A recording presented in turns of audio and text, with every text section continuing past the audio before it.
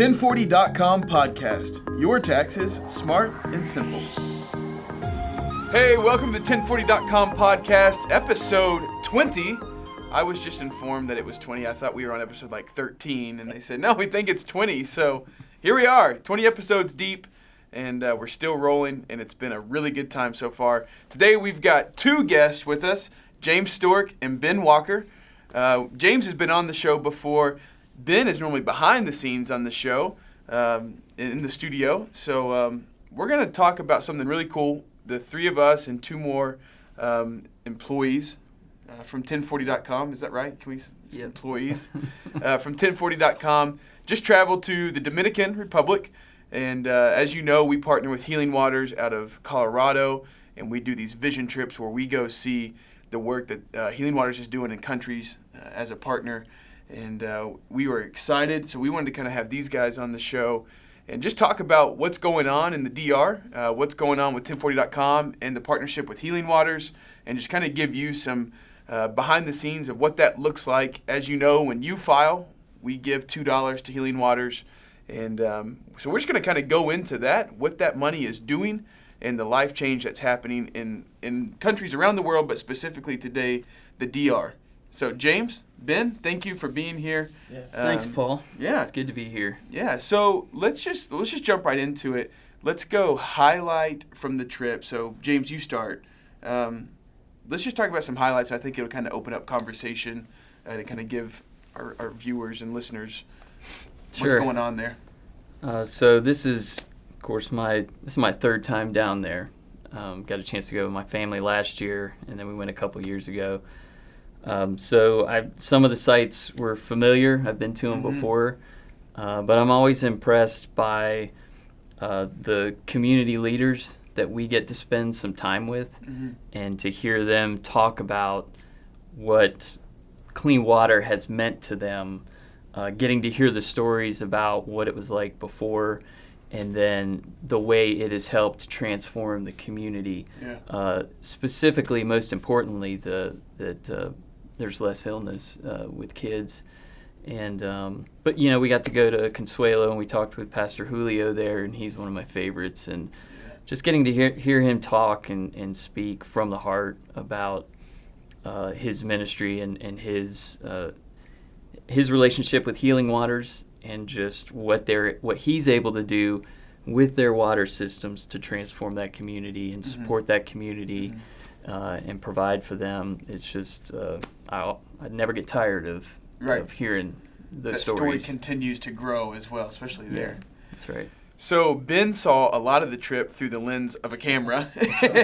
So tell us from your angle. You see what I did there? Since Sue's not here, I got to kind of put a little spin on it. Right. Your perspective, what's a highlight for you? Yeah, I mean, it was a blast to get to see another country, for sure, that I've never been to. I have been, traveled a little bit in my short life here, but that was a unique thing to see.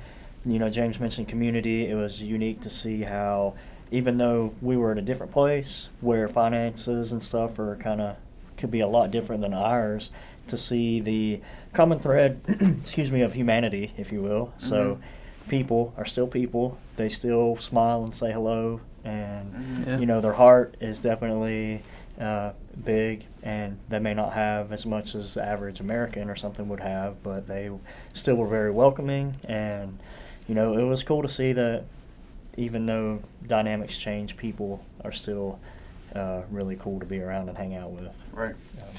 So if you don't know, if you're kind of new to what we're doing, I mentioned it in the opener, but every time you file with 1040.com, we donate $2 to Healing Waters. And we were in Consuelo, and Pastor Julio, that James mentioned, said people don't realize what they do with $2. And it kind of struck us. And then he went on to say that every drop tells a story. So this guy was loaded, and we had just explained to him what 1040.com is and what we do, how we operate and why we were there. So he was trying to hear our story. But I don't think we always realize what $2 can do. I know when you go into these communities and you see just not much hope in some of them, but then you walk into one of these water stores that Healing Waters has put in, and you look at the technology how clean it is, how much hope it's given. Right. Touch on that some, like specific to the water sites, maybe even how they operate, how they work, if we can remember. I know you might. So, I feel like I could wire one of those things up or pipe it sometimes, and then I try and tell through it, and I can't get it. But talk about, so we've kind of talked about life change of a community, but more like specific to the stores, what that looks like, how they operate. Go ahead, James. Well, what I'm always fascinated by is how Healing Waters is able to engineer those systems in a way to where they can be implemented on a small scale in some like Oyo Oscuro and some of those places where it's literally like a 10 by 10 right. Concrete building, and they're able to install the system in there, hook it up to a water source, use gravity and to provide water pressure, and really it's very similar to some of the larger installations that we saw, where they have what was it, a 5,000 gallon reservoir tanks, sitting side by side, and the sand filters, the carbon filters and softeners, instead of being like this or standing as tall they as just grow. we are. Yeah. And I think it's a testament to Healing Waters and what their mission is, and what they set out to do early on was to go into the community first and really identify the need and the facilities and the water source, and then they could expand it, and they go in there, they can make something really small, make something really big, but it all does the same purpose. They all use the ultrafiltration membranes to purify and get the bacteria and viruses out of the water, and you end up with the same product. Right. But I think that's really cool. Yeah. So on a small scale, we're talking hundreds of gallons a day. Right. It was probably the smallest we saw, and then a large scale, I think it was 6,000. Right. And those larger installations, they have we got to see they would have those 5-gallon water jugs stacked up on the side because a truck was going to come pick them up and deliver them somewhere. Right. Yeah. And in some places it's all just walk up. Yeah. So on top of that, maybe Ben, you could talk on this some, the sustainability model that Healing Waters puts in.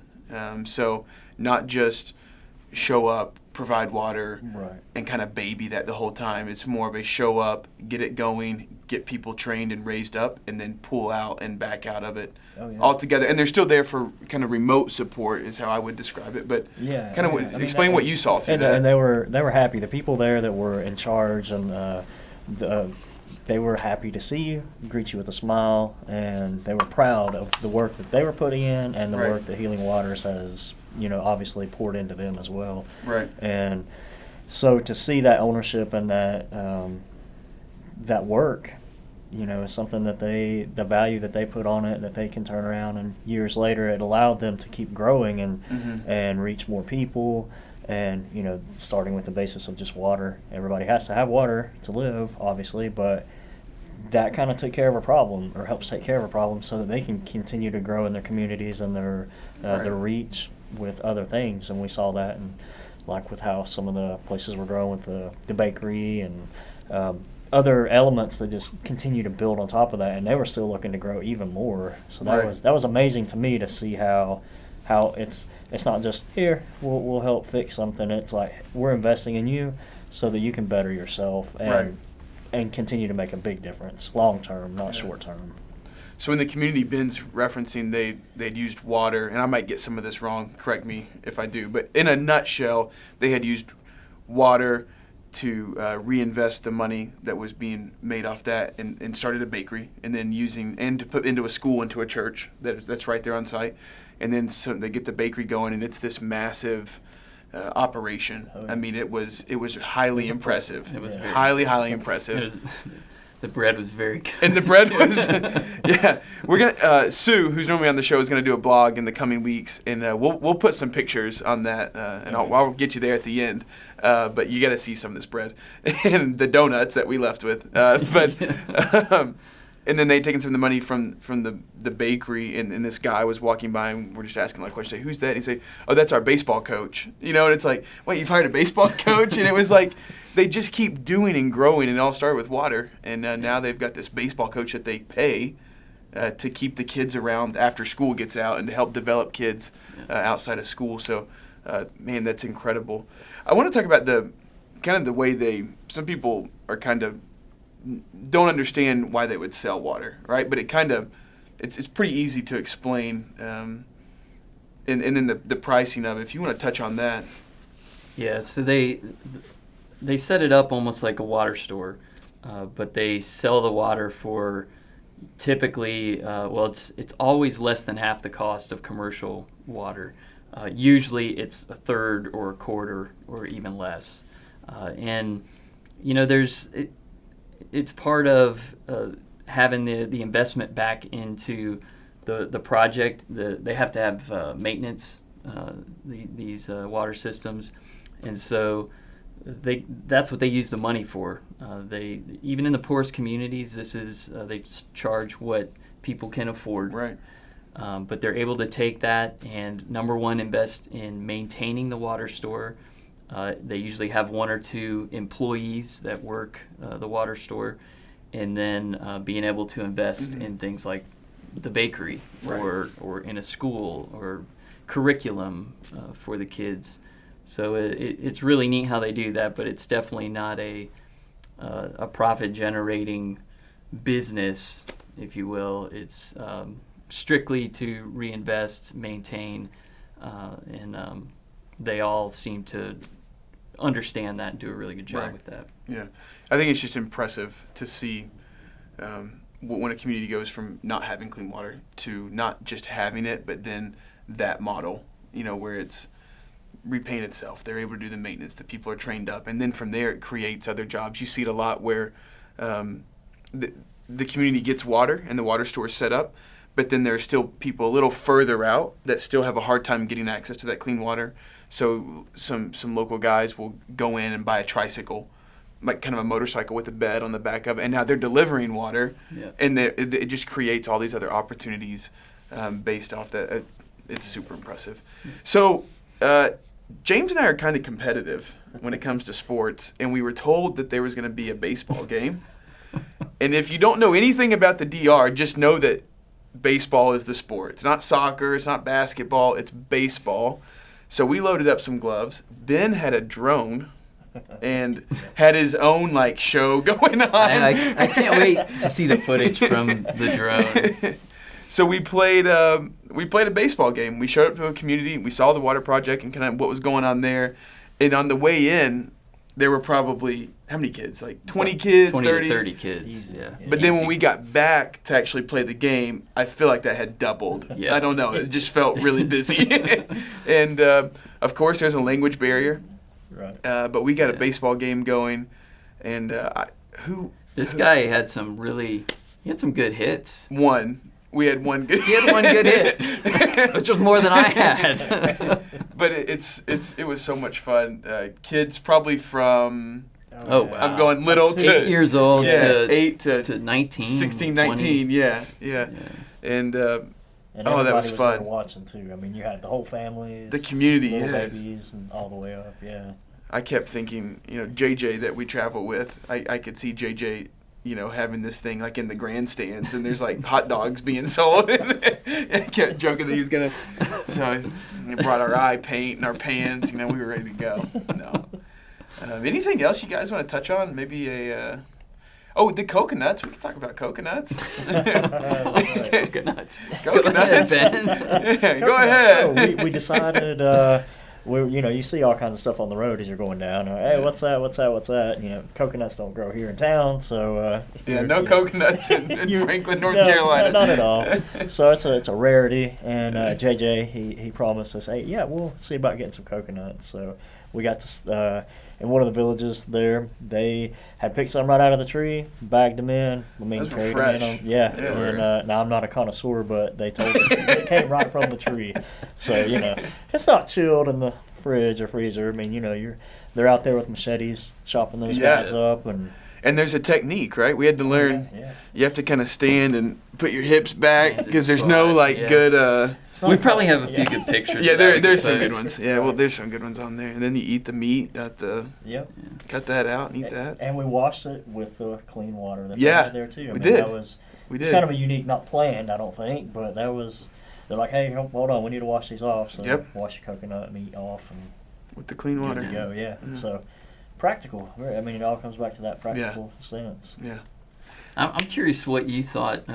Just you were in Haiti less than a Yeah. year ago, Yeah. and on the other side of the island this Yeah. time in the DR, and just any perspective you had on that. Yeah, I think I loved Haiti. I absolutely loved the people there. Loved the scenery. Just I guess the culture of Haiti is. I don't know. It's unlike any other place I've ever seen, including the DR. I love both of them, but Haiti was just neat in a sense that.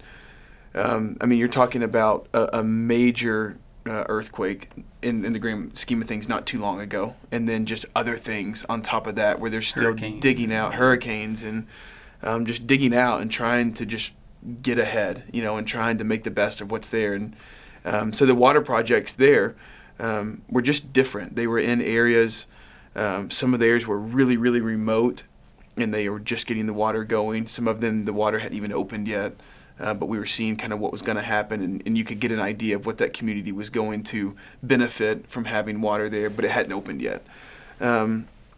Whereas in the DR, I think we were seeing water sites, some that were new, but some that were pretty established as far as maybe 5, 6, even I think one maybe 10 years. Yeah. It was an older site, and to be able to see what they were doing, like we've touched on, kind of throughout the years and what that's allowed them to do, kind of gives me hope for some of the sites in Haiti. Yeah. Going, like, okay, I get it. Like, this is what these sites could do It's eventually. a process. The process of it, yeah.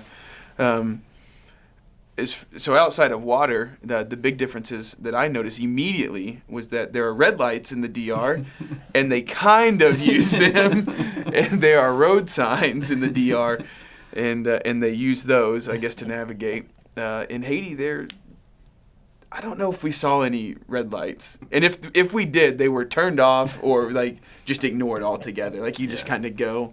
So the driving in the DR was not as crazy. Yeah. But it's fun. I love it.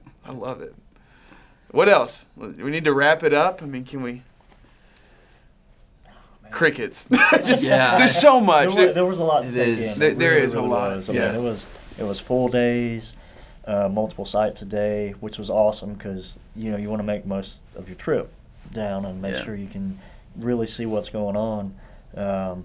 Maybe one of the final takeaways for myself was I can be pretty skeptical when it comes to giving money to organizations and things, but to really see it in action as proof of like this is what this is paying for. There's not 18 staff members that are getting to something before it gets to the final result. Right. I mean, it's kind of minimalistic, but that's what works and that's what helps. Yeah. And the best thing about that organization with Healing Waters, in my opinion, so that was awesome to see that and see it over and over and over and over again. I mean, the proof is there. Yeah, I couldn't agree more with that. You've seen Guatemala as well, and then the DR and different sites there. Me seeing Haiti and now the DR. It's the same thing. Like the stores look the same. It's that model just over and over and over and over. Anything for you wrapping up? I'll just give a shout out to JJ. JJ Gomez he's field staff for Healing Waters. He's in the Dominican Republic. He's worked for them for 11 years. He's typically our host when we go down there, and he's an amazing guy. He's a big heart for what they're doing down there for his country, the people, and helping them. He's been called to do this, and he's always super when we get to go down there. Takes good care of us, and really helps you see the impact. So yeah, if you're ever feeling down, just give JJ a ring. He's good for a joke or something. It's a good story. Yeah. And if you can't find him under JJ Gomez, it's DJ Go Gomez. That might be a way to look him up. No, so if this is your first episode with us and you're wondering why a tax company is talking about clean water and going to the Dominican and Haiti and Guatemala, go back, check out our homepage, 1040.com. Read about our give back, how we're partnered with Healing Waters. We've done, I believe, the first episode 1. We talk about that relationship, and throughout some of these episodes, you'll find more. On our blog, there's a lot of talk. On our Instagram, there's a lot of talk about Healing Waters and the partnership there. So go educate yourself on what we're doing with clean water. Again, every time you file, we donate $2, and this is just a glimpse of what that is doing. As Pastor Julio told us, people don't realize what $2 can do, and every drop tells a story. So next season, 1040.com. Keep listening. Share this with your friends. Learn more about our message and how we're changing the world with Healing Waters, and we hope you'll be a part of it. We'll catch you next time.